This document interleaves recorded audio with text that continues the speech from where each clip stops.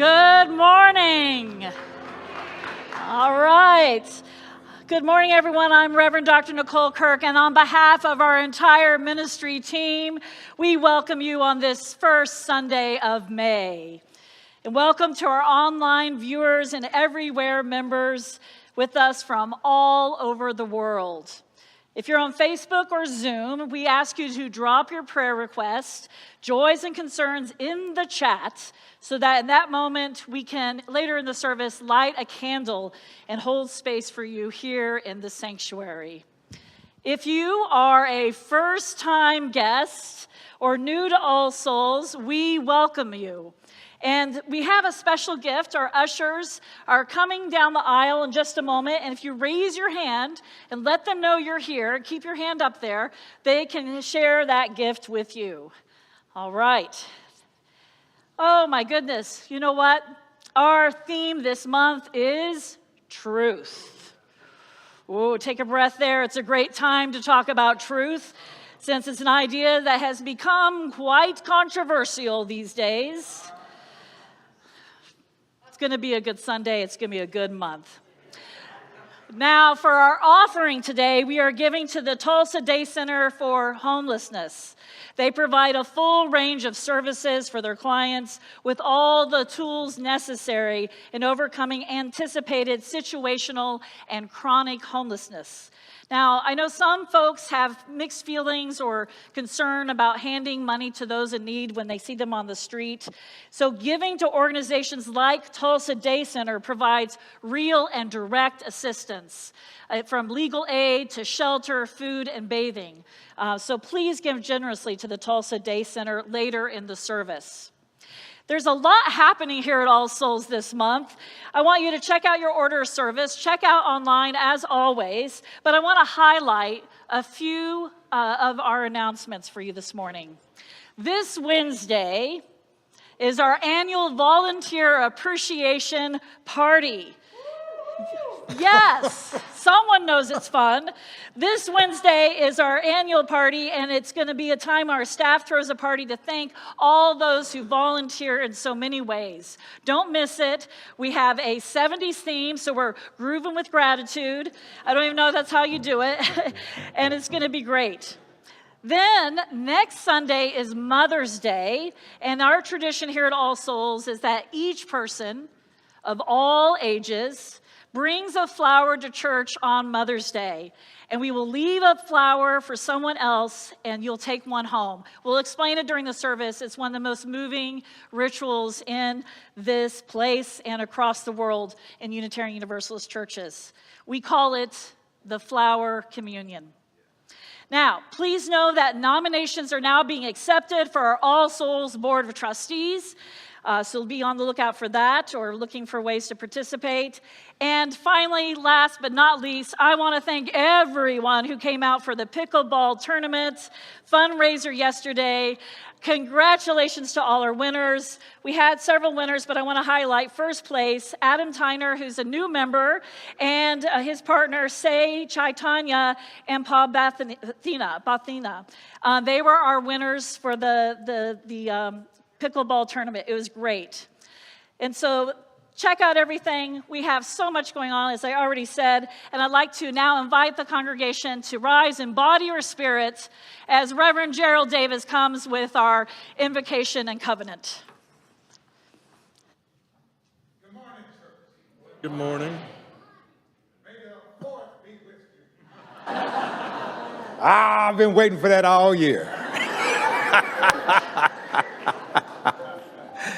This is indeed a day that God has made. Let us then rejoice in it and be glad. And let us count our many blessings. We are grateful for the capacity to see, hear, feel, and understand.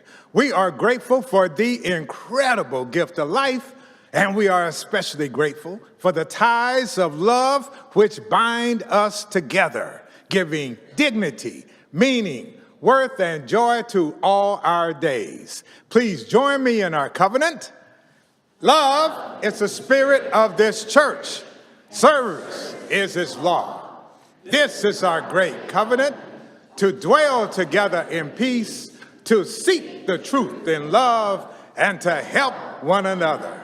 Welcome to All Souls, where we love beyond belief.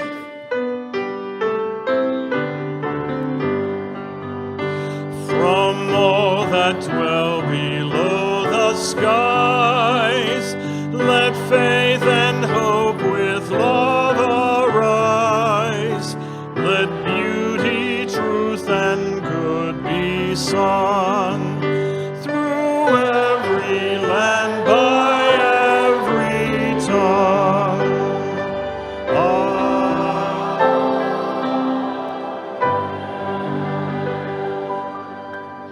And as our chalice lighter comes forward, take a moment to greet your neighbor.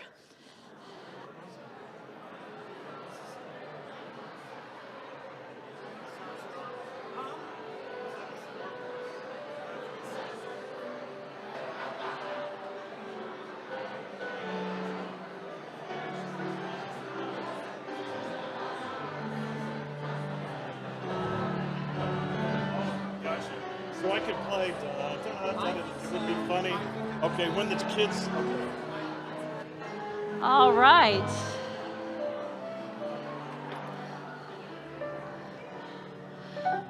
Such great energy. Such great energy. Such great energy that we hope continues on after service.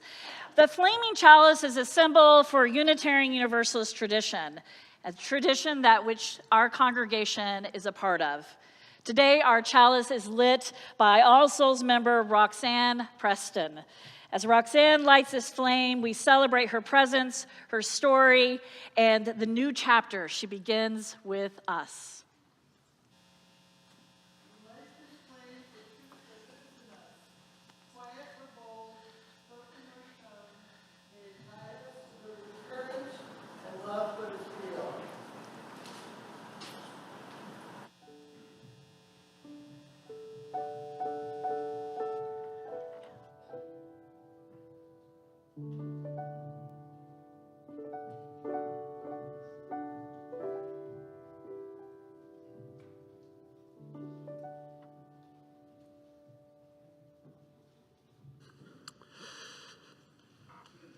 I have an ancient story to share this morning, and it is titled The Blind Man and the Elephant, The Blind Men and the Elephant. And I want to say something before I tell the story. I want to share something about the fact that this story uses blindness as a symbol, but it's really about how all of us, no matter who we are, we only can ever see a part of the bigger picture. Real blindness doesn't mean that someone understands less. In fact, sometimes it means that they can understand and see in ways that others can't.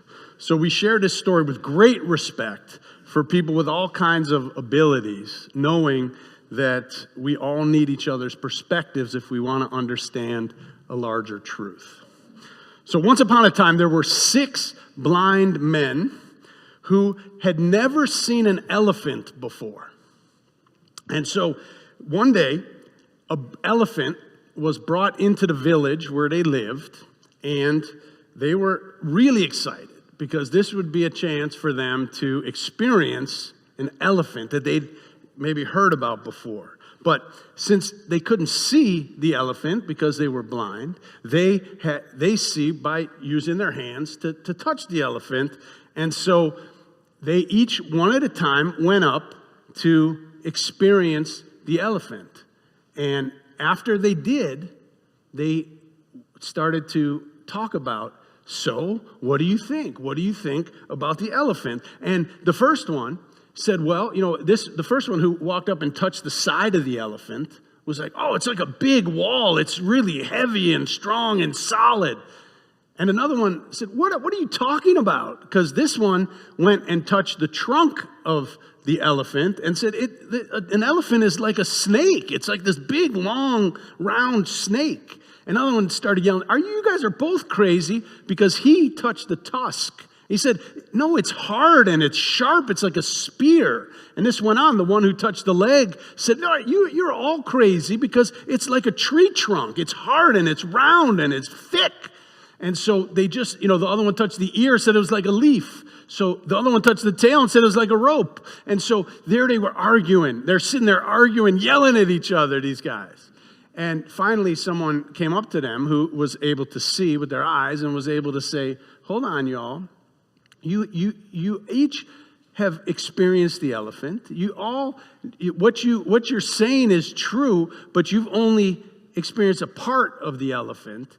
And if you would listen to each other, you might have a bigger sense of what the actual full elephant really is.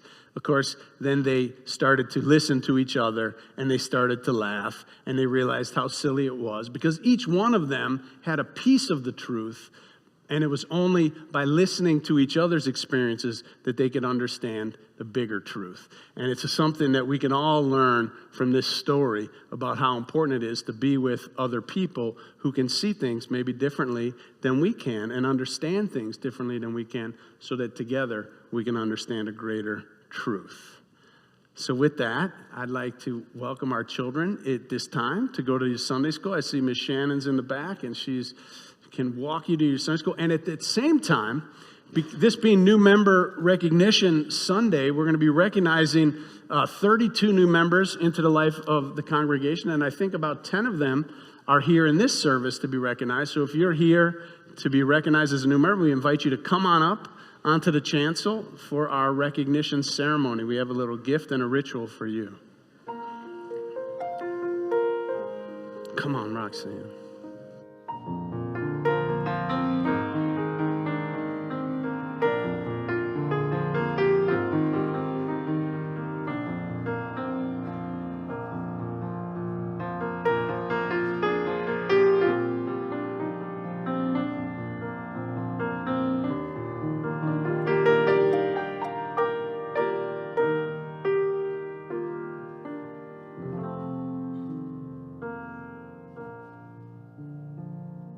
Well, I thought there would be 10, but there's 5. And I know at the end, when we play the music at the end, we're also going to have, you'll be able to see the pictures of all 32 of the people who've joined. Maybe it's 10 in the second service and 5 in the first service. Well, welcome. Welcome to all of you. Today, you've joined at different times throughout the last few months. But today we formally welcome you into the covenant of this church, a covenant of love and service that binds us all together. And we want to welcome you. And we also want to welcome our online. We had 2 people join, everywhere members from All Souls. And so we welcome you as well, one from Georgia and one from Missouri. So I ask you, will you, new members of All Souls, honor our covenant to dwell together in peace, to seek the truth in love, and to help one another? If you will, please say, I will. I would like to invite the congregation to stand as you are able. Congregants, as our community grows, do you reaffirm your commitment to the covenant of love and service that binds us together? If so, please say, we do. We do. And will you welcome our new members into our community, strive to dwell with them in peace, support them in the search for truth with love, and help them when they are in need? If so, please say, I will. I will. All right, and now let us all remember, all of us who are part of this covenant, to remember that this is a promise. The covenant is a promise that we make to each other, and it's a practice that we seek to live by and to help us join together in the community. But when we falter or fail at living fully into our covenant, will we take responsibility and seek forgiveness and to begin again in love? If so, please say, I will. I will. Wonderful. Wonderful. Congregation may be seated. And so This is familiar for many of us here, but for our new members, I want to share with you that the words for our child dedication are the same as what we are sharing with you in our ritual. And we are going to take a rose, and they're going to ask you to state your name, and the minister will repeat your name, and then with the flower, they'll touch your eyes, your lips, your heart, and your hands, saying these beautiful words that you'll hear just in a moment. So they'll be touching. All right. Please state your name. Marilyn Underwood Hines. Marilyn Underwood Hines, I welcome you into the family of all souls. May your eyes see beauty, may your lips speak truth, may your heart know love, and may your hands do the good works of this world. All the days of your life. All right. Go ahead, Rain. Please state your name. Zelda Rose. Zelda Rose. I welcome you to the family of all souls. May your eyes see beauty. May your mouth speaks truth. May your heart know love. And may your hands do the good work of this world all the days of your life. Please state your name. Caitlin Court. Caitlin Court. I welcome you into the family of all souls. May your eyes see beauty. May your lips speak truth. May your heart know love. And may your hands do the good works of this world all the days of your life. Please state your name. Laurel Johnson. Laurel Johnson. I welcome you to the family of all souls. May your eyes see beauty. May your lips speak truth. May your heart know love. And may your hands do the good work of this community all the days of your life. Please state your name. Kyle Albasi. Kyle Albasi. I welcome you into the family of all souls. May your eyes see beauty. May your lips speak truth. May your heart know love. And may your hands do the good works of this world all the days of your life. Please state your name. Roxanne Preston. Roxanne Preston. I welcome you to the family of all souls. May your eyes see beauty. May your lips speak truth. May your heart know love. And may your hands do the good work of this community all the days of your life. Thank you. May you dare to dream dreams. May you dare to speak the truth. May you know your power to act. May love be your guide. May you walk with head held high. May your heart praise earth and sky. May you see life's gift to you. May love be your guide. Let's welcome these new members into the life of all souls. You may be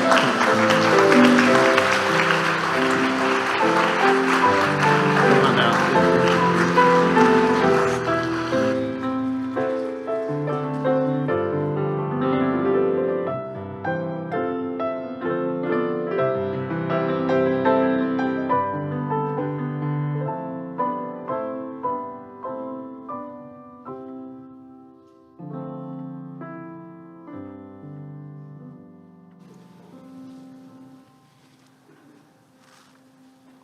As we hold this sacred space together, we pause to acknowledge the joys and sorrows that shape our journey. In times of loss, grief, uncertainty, we lean on one another. We lean on this community that helps us find strength for the journey. And so today, light a candle for member Christy Emig and family on the loss of her aunt, V.C. Garrett, who passed away on April 24th.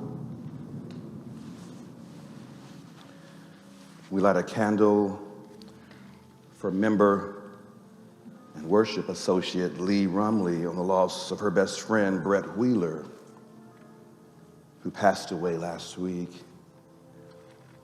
And we light a candle for her mother, who is currently recovering from a heart procedure. That's Laurel Turley.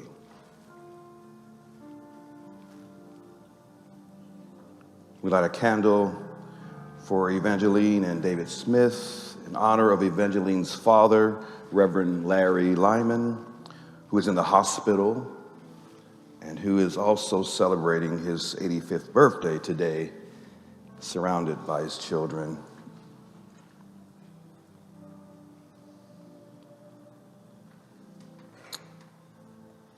And we say a special prayer for Susan Sharp. Invite you now to name aloud someone you wish to be included in this sacred moment.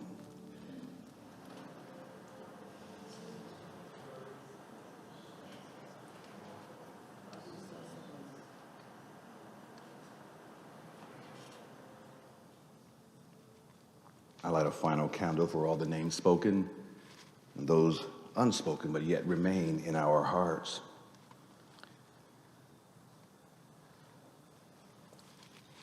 If you've lost a loved one over the past year, or if this Sunday is the closest to the anniversary of a loved one's passing, I invite you now to stand for a moment of silence before the prayer.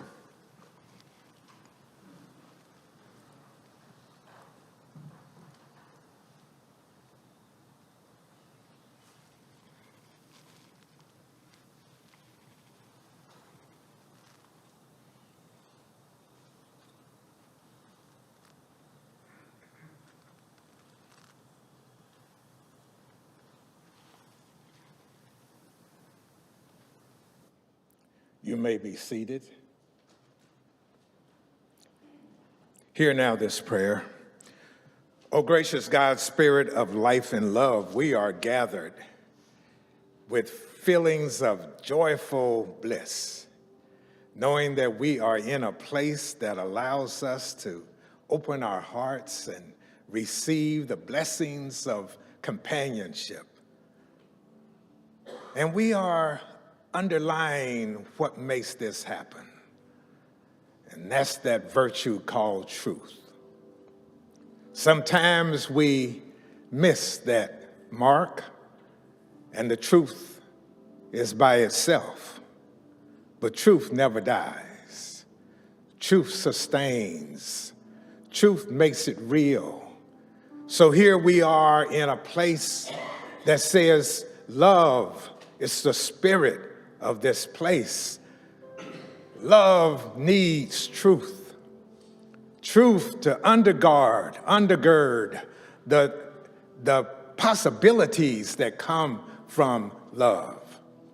Truth makes it possible. When we say yes to life, we say yes to a person standing there saying, I need help. We say yes to a person who's been filled with unjust indignities, and we say, truth says that I love this person and I will support that person and be with that person and let others know that this person is not alone. Truth is powerful. It is ours to have, to hold, to love, to nourish, and we must, despite all that may come, let truth stand. Let truth guide us. Let truth shepherd us into places where we can meet new people, be better still from where we were. We pray this prayer in your holy name. Blessed be Ashe. May it be so. What a fellowship, what a joy divine, leaning on the everlasting arms. What a blessedness, what a peace is mine, leaning on the everlasting arms. When I breathe in, I breathe in peace. Yes, I hear you, yes. When I breathe, I breathe out from deep within. When I breathe, I breathe.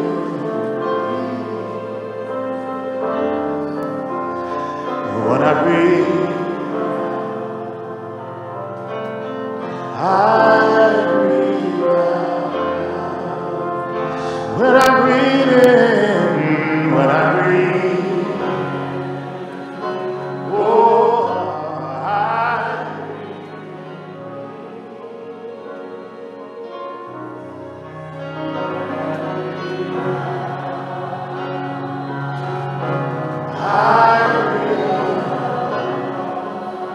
when I breathe in, when I breathe in, oh,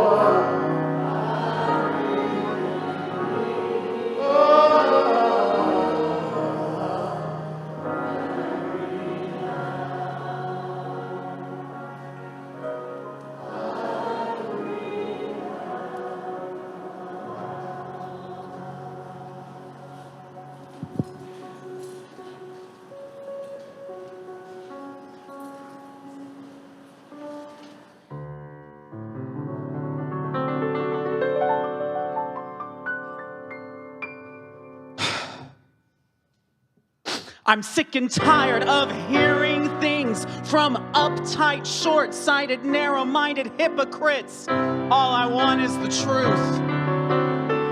Just give me some truth.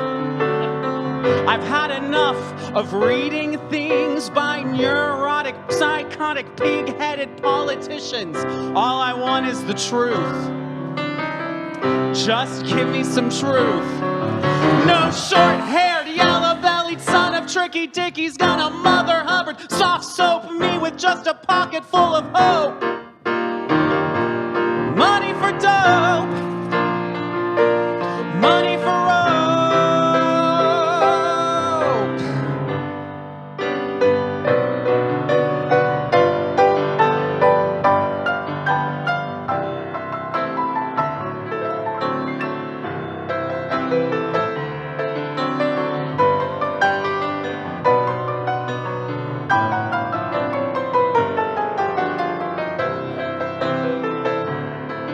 That's the truth.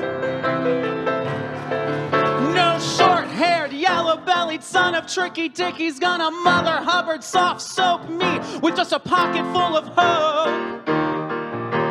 Money for dope. Money for rope. I'm sick to death of seeing things from tight-lipped, condescending mama's little chauvinists. All I want is the truth. Just give me some truth. I've had enough of watching things of schizophrenic, egocentric, prima donnas. All I want is the truth. Just give me some truth. No short-haired, yellow-bellied son of Tricky Dickie's gonna Mother Hubbard soft soap me with just a pocket full of hope. It's money for dope. Money for rope. Oh, I'm sick and tired of hearing things from uptight, short-sighted, narrow-minded hypocrites. All I want is the truth now. Just give me some truth now. I've had enough of reading things by neurotic, psychotic, pig-headed politicians. All I want is some truth now. Just give me some truth now. All I want is the truth now. Just give me some truth now. All I want is the truth. Just give me the truth. All I want is some truth. Just speak the truth in love.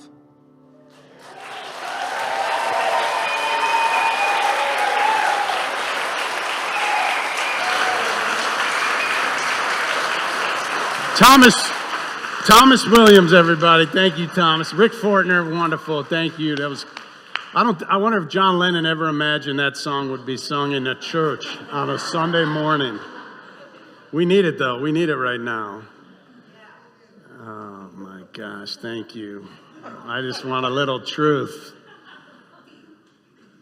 You realize you can build a whole world on top of a lie. You can build an entire life or relationship or even a religion on a lie. It happens in big and small ways.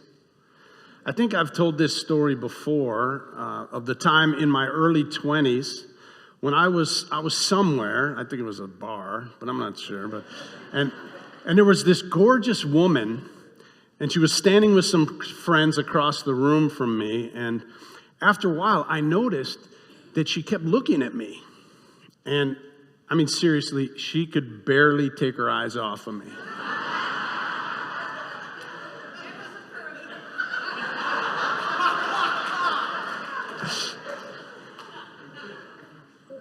I know it's hard for some of you to believe. But keep in mind, this was the most beautiful woman in the whole place. And I was feeling really good at that moment, like puffing out my chest. And now, I know it might surprise you, but this was not a typical experience for me. So having this sort of undiscovered Miss America looking at me like this, I started feeling really good about myself. And now, I know I should say it was her brains that I was attracted to, but our theme is truth, and so I cannot tell a lie. Anyway, I was scanning the room, and I was looking at all the other guys, thinking like, poor guys, you know? Looks like I'm the one. And that's until I realized that she was actually making eyes with a guy who was standing right behind me. I know. But for that brief moment, I was Casanova in my own mind. And it was a beautiful moment while it lasted. The point is that we have misperceptions and misunderstandings all the time. And until we realize it, as far as we know, it's the truth. They say perception is 90% of reality. And looking at how divided we are these days, it seems to me that many people are perceiving the world very differently from one another. People are living in very different truths. If you listen to how different people assess the first 100 days of our new president, it seems like we're living in totally different realities. Which begs the question, how do we relate to people who think and believe differently, so differently from us? We all have neighbors and coworkers, maybe even family members, who hold beliefs and truths that are very different from ours. Some of which we find outrageous, or at least highly implausible, or maybe even annoying. But here's what I've discovered. How we relate to other people and their truths is a good gauge of our capacity to love. Now that's a big statement. So let me put it a little differently. How we're able to relate to people who see the world differently from us is a profound indicator of our capacity to love. Here's why. There are a couple common responses to meeting someone who sees the world differently. Some of us are debaters. We like to debate with such people. We get an intrinsic satisfaction of poking holes in their faith and their reasoning. All the while, we're hoping deep down that we might shake them loose of what we see as their foolishness. Now, I won't make you raise your hand, but you know if you're a debater. If you invite the Jehovah's Witnesses and the Mormons who knock on your door in just so that you can try to shake their certainty, then you are definitely a debater. If you come to family reunions and dinners armed with the latest book that you've read about the inaccuracies of the Bible, then you're probably a debater. If you actually take time to respond to those crazy Facebook posts from your relatives and coworkers, then you're a debater. But then there's also those of us who could be called avoiders. Some of us prefer to just change the subject. We make the decision not to discuss religion or politics with people who disagree with us. It's a kind of a don't ask, don't tell policy. We're the ones who, we don't even come to the door when the Jehovah's Witnesses knock. We just let them keep knocking, trying to stay out of sight, thinking, go away already. Or when religion comes up at the holiday table, we quickly bring up the NFL draft or the latest celebrity scandal in order to change the topic. And we don't even read those vexing comments on social media. We just send them, we just quickly, unfriend the person or whatever. But my question today is there a better way? Because each of those common approaches to this problem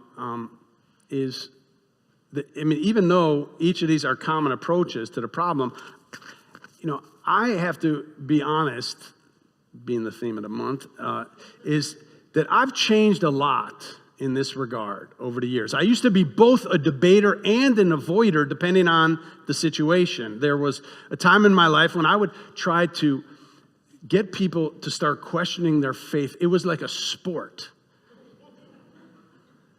The way I related to people who claimed to have a strong faith was that I subjected them to what could be called intellectual waterboarding.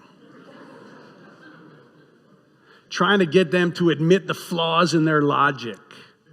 I was very smug and relentless, and I'm sure I felt very superior. The scripture says, do justice, love mercy, and walk humbly with your God. And I thought 2 out of 3 wasn't bad. I was not very humble. Finally, what I realized was that I was a fundamentalist under the illusion that I had an open mind. In fact, what I was doing was a form of proselytizing. It was something that I despised when other people did it. But think about it. Proselytizing, what is it? It is when someone disparages someone else's beliefs and tells them that they are wrong and tries to convince them that what I believe is better. It reminds me of the expression that says, choose your enemies carefully because you'll become like them. Without realizing it, I was doing the very thing that I couldn't stand when other people did it. I realized that even those of us with a very open-minded, pluralistic view about religion, if we're not careful, we can be as arrogant and as self-righteous as any other kind of fundamentalist, even while at the same time claiming to reject fundamentalism. And why do we reject fundamentalism? Well, because all fundamentalisms limit a person's ability to discover the truth.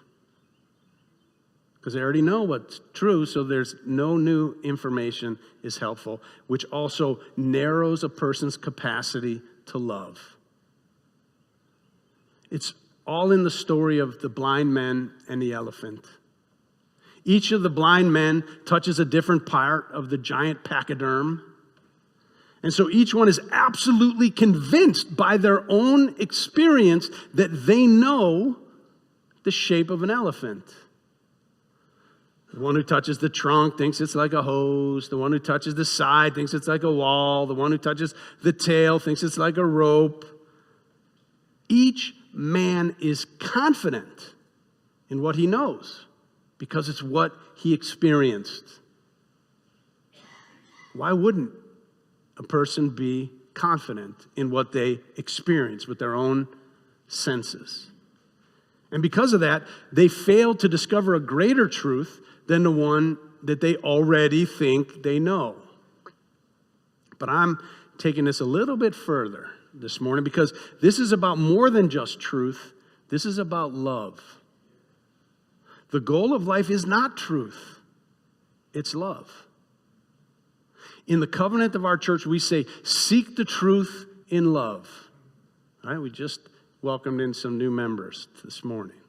Why do we say, seek the truth in love? Because we know that despite all of our seeking, we may never discover the truth. And so even as we look for it, we do it with love. Because too often we see people who choose their truth over love. We see families and communities divided by beliefs, choosing their truth or their belief over love. But here we love beyond belief. The blind men each had a very real and authentic experience of the elephant, undeniable. It's silly to try to argue with them and to deny their experience. No, you don't know what you're talking about. But their conclusion, this is where it shifts here, their conclusion about what they experience, what that means, becomes problematic. Each one was so caught up in their own experience that they would not listen to anyone else. And here lies the problem and the solution. Life is made up of both experiences and our interpretation of our experiences. How tightly we hold on to our interpretations is inversely proportionate to how closely we can come to understanding the greater truth or truths in life. In the same way, how tightly we hold on to our interpretations, our beliefs, and our opinions is inversely proportionate to our ability to love. Everything is an elephant, and all we have is our own experience. That's why we need to be able to both share our experience and listen to others' experience. Debaters and fundamentalists often like to share and convince without really listening. And avoiders either don't listen or they might listen, but they won't share their own views. Both of these strategies leave us blind to love and truth. A better way is to be an encounterer. We need to be willing to encounter one another, to be humble enough to say, I have my experience. You know, look at me. I'm cisgendered, male, white, U.S. citizen who's studied higher education, who's an able body at this point in my life. And so I have these things, and I see the world through my own eyes. But a woman who living in my own household or somewhere else might see the world a little bit differently. And if I can't listen, how will I ever know? We need to be willing to encounter one another and be humble and courageous enough to share our truth and to listen to theirs with openness. Knowing that another person's truth is based on their own experience. But let's not get confused. Listening to others with respect, honoring that they have an authentic experience, is different from agreeing with them or condoning their conclusions. And yet, if we fail to share our own truths or fail to listen authentically to another person, we can miss what's most important in life. Now, let me make this even more specific. If you're married, your marriage is an elephant. You see it one way, your spouse sees it another. I can remember times early in my marriage when my wife and I, we'd get into these arguments trying to convince each other that our interpretation of our marriage was right. I mean, mine usually was, but I can only say that because she's out of town right now. But. No, but instead of actually listening to each other to find out what the other person was experiencing, to try to understand, how can I love you better? How can we do better? So, for example, if I thought our marriage was just fine, but she thought, not exactly, I would list all the reasons why our marriage was just fine, to try to convince her that she was wrong and I was right, and if she could just saw it the way that I did, then we wouldn't have a problem. That didn't work really well. It's the same with our relationships with our children, with our siblings, with our parents, co-workers. Our capacity to listen and respect and understand other people's truths is directly related to our ability to love. Our willingness to share our truths, to be courageous, to be vulnerable, and share honestly our experiences is also directly connected to our capacity to love, to give and receive love.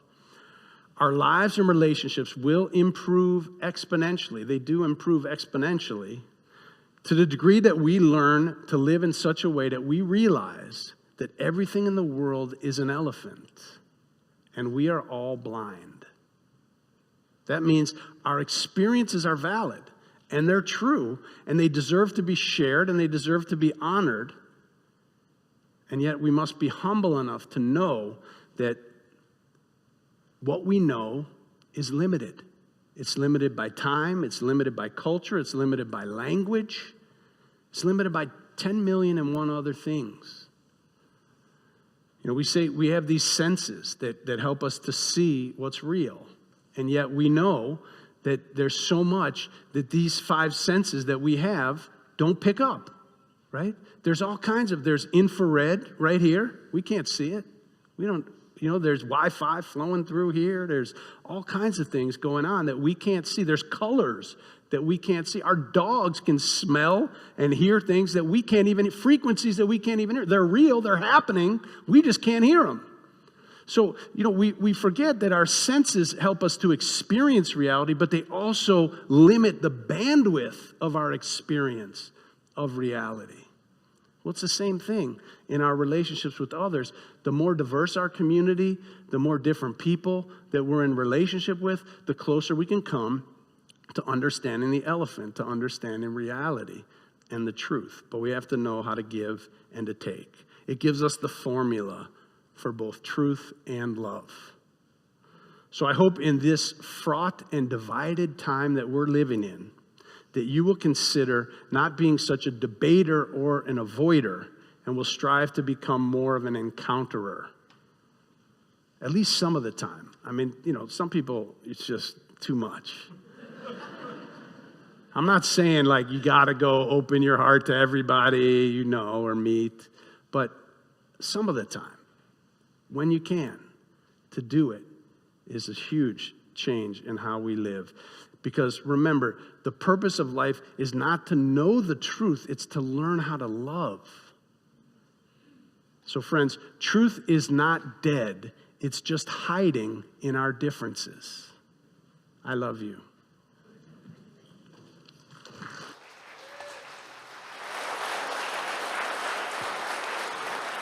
Our hymn this morning is number 146 in your hymnals. Soon the day will arrive, and we invite you to rise in body or spirit as we sing. Hymn number 146, Soon the Day.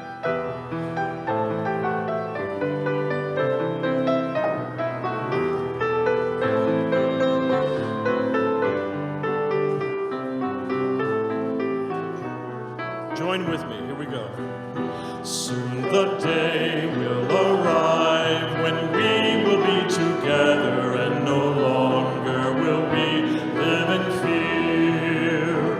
And the children will smile without wondering whether on that day thunderclouds will appear. Wait and see what a world there can be if we share, if we care, you and me. Wait and see.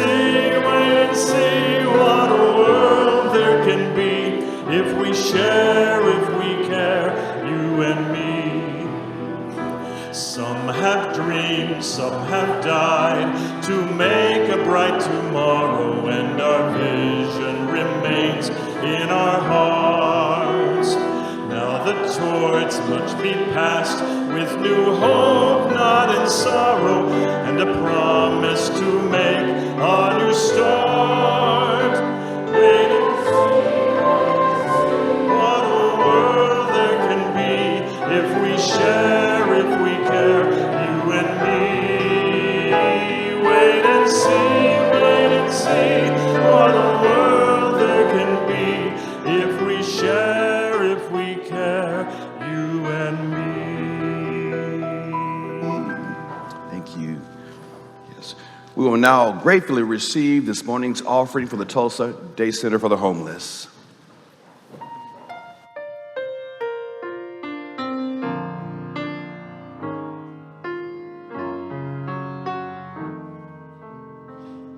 If you search for tenderness, it isn't hard to find. You can have the love you need to live.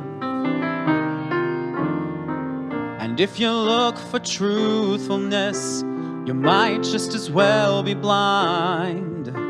It always seems to be so hard to give. Honesty is such a lonely word. Everyone is so untrue.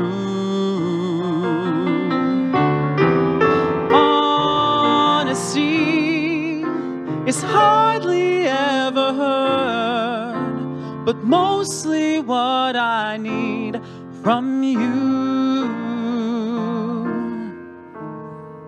I can always find someone to say they sympathize if I wear my heart out on my sleeve.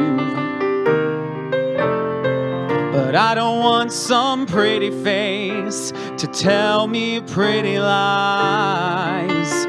All I want is someone to believe. Honesty is such a lonely word.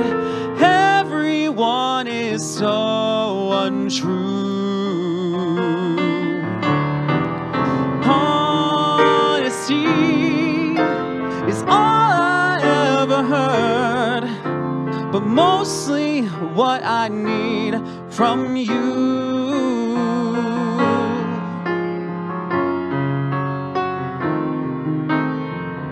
I can find a lover, I can find a friend, I can have security until the bitter end. Anyone can comfort me with promises again. I know.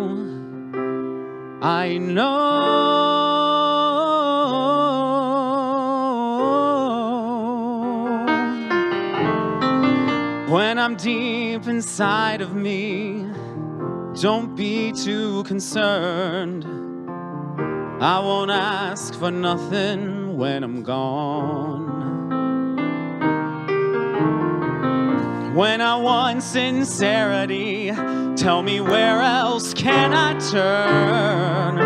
'Cause you're the one that I depend upon. Honesty is such a lonely word. Everyone is so untrue. Honesty is hardly ever heard, but mostly what I need from you.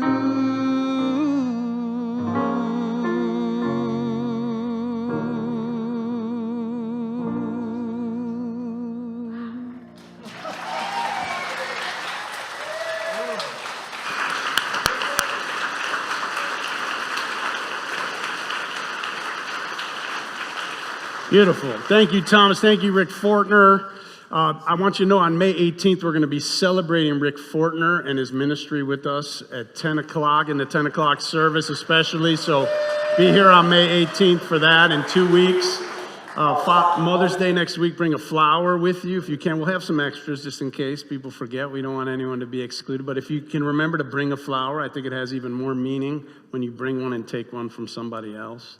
If you're online, if you're on Zoom anyway, you'll stick around for a little online coffee hour. If you're here, we've got coffee and refreshments in Emerson Hall, and we have our bookstore out there. Also, Sheila's Circle, they're selling really cool little crafts that they raise money to help create a microcredit bank and help people in Central America. It's a great cause. So lots of things to do. Meet some new friends.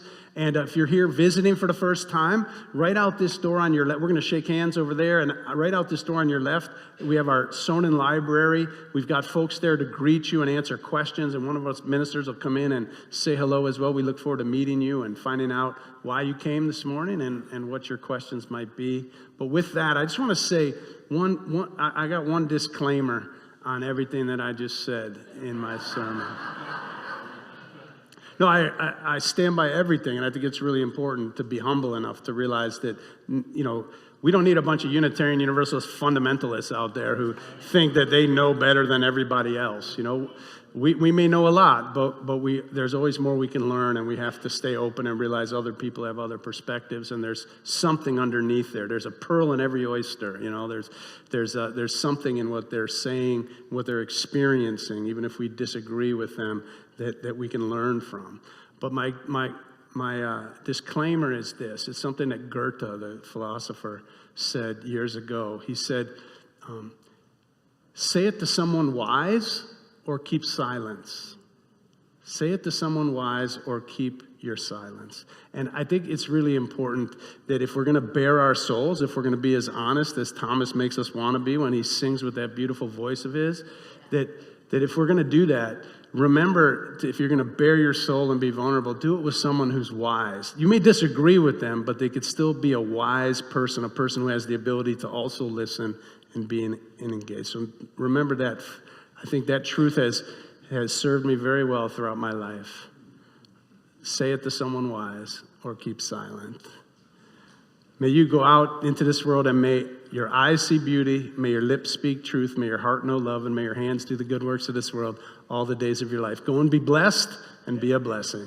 Amen.